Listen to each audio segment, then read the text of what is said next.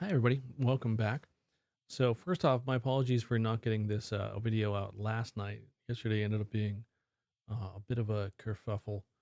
Went down to the boat, which is about an hour away from where I live, and got stuck in monumental traffic on the way back. So, ended up getting home pretty late and just not having any energy to go ahead and put a video out then. So, I wanted to go ahead and do one today to kind of make up for it. So this video, I thought I would talk about Kerberos.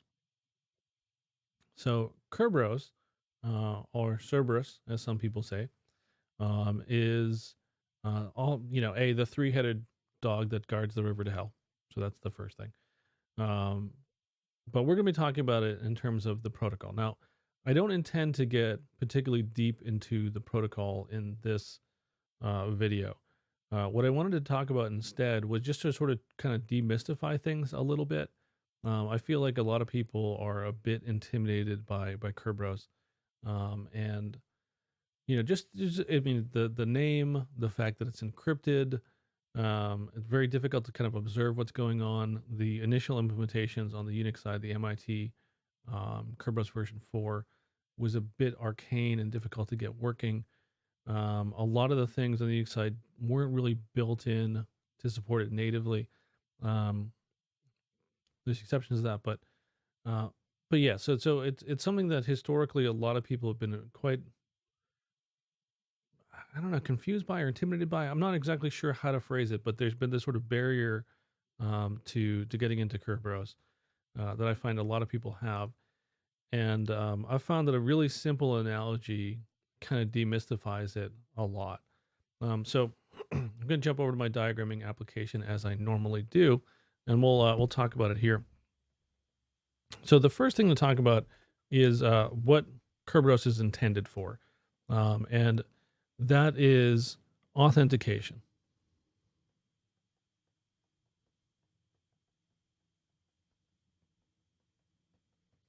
And it's important to note that authentication is not authorization.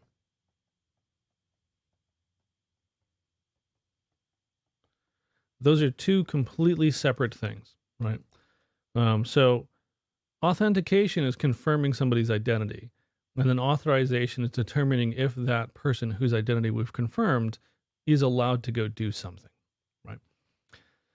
So Kerberos handles the authentication bit, and this is a really important part, right? This is a really, really useful thing. We need to know who somebody is in order to grant them access to some kind of resource. So the analogy that I like to go think about, and this may be something that my viewers can relate to. This is just sort of jumping to conclusions, but it's possible that I think some of you guys might be able to relate to this, is going to a bar and getting a drink, right? So we take a person over here, right? They are going to a bar. They've got, their driver's license. They've got some money. They want to go ahead and exchange in exchange for some kind of delicious beverage. And then we have a, bartender over here, right? Right. Who is working at a bar. And, they are got their,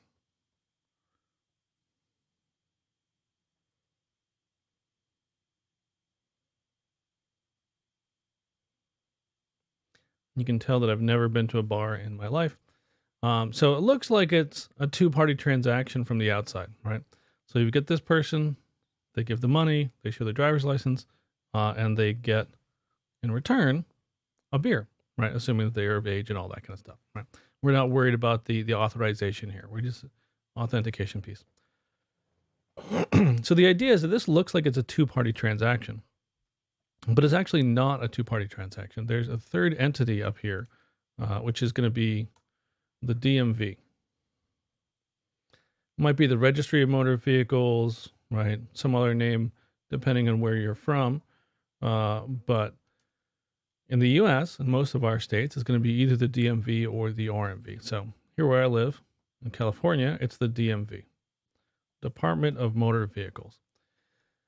And the reason why this is important is because at some point in the past, this person has gone to the DMV and they proved who they were, right? So they had their birth certificate, they had some other kind of documentation that showed who they were, right? And in exchange, they were granted our driver's license, right? And this is important because this is basically signed by the DMV. How they do that is going to vary. The driver's licenses in California, they have a little hologram on it. They've got some other kind of, tamper-proof kind of things. It's authorized by the DMV. So we get our driver's license, right?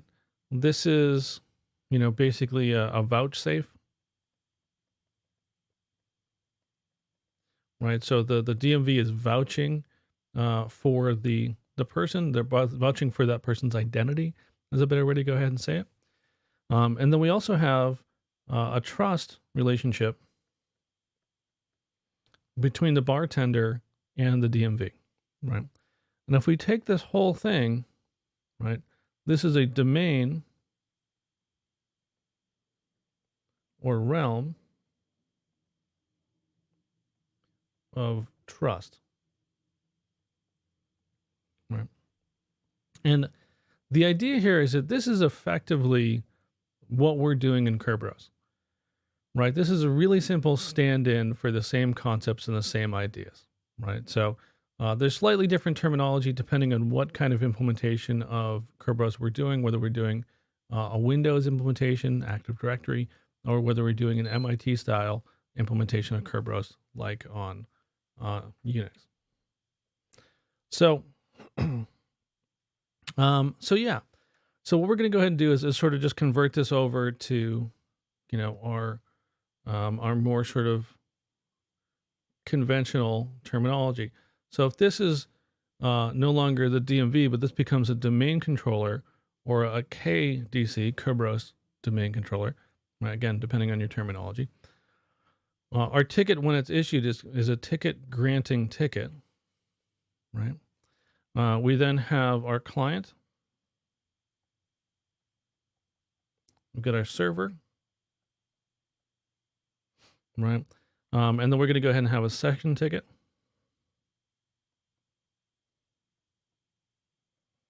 This is basically Kerberos. So the idea is, and the thing that makes this such a useful model is prior to the idea of Kerberos, you would have either, the bartender would have, some kind of document that would have a list of every single person, who was allowed to drink beer in the establishment, on site. Obviously, that wouldn't scale either in our analogy at the bar or in real life. If you try to get in a complex environment, having a separate etc password file on every single, host can be really clunky. So if we can centralize that makes a lot more sense. Additionally, if we centralize things, but then we had to phone home every single time, that wouldn't make sense either. If you can imagine, I don't really care what side of the political spectrum you're on. I think we can all agree that if having a bartender call the DMV every single time somebody wanted to buy a beer was required, we would have some substantial problems, right? This is not going to be a very scalable solution. So they don't. What happens is we get this ticket granting ticket. We provide that to the service and the bartender in this case, and they are familiar with the DMV. So what they're going to basically have is they're going to have a copy of the public key, effectively, and they can go ahead and use that to verify the session ticket and see that this in fact was signed by a principal that in fact had it signed by the domain controller, right? So we don't need to go back and phone home to the DMV. All we need to go do is initially take part in this domain of trust. So when we first log into the domain, we get some information about who the the domain controller is, who the Kerberos KDC is, what their credentials are, and then we can go ahead and reuse those. And it's a very effective system.